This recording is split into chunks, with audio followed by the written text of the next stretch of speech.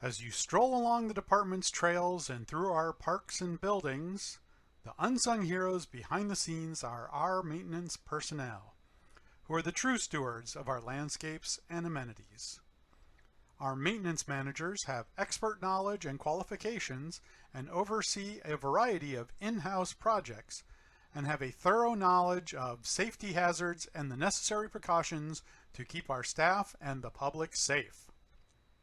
But they can't do it all by themselves.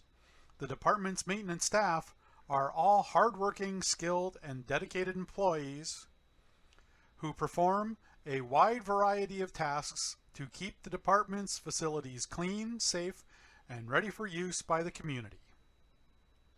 Our managers are designated as essential personnel, requiring that they are ready to respond to all situations, be it normal everyday tasks or after-hours emergencies. Managers are required to have certifications and credentials in these areas: fertilizer application, first aid CPR and AED, Class A commercial driver's license, OSHA 30-hour general industry certification, and commercial pesticide application.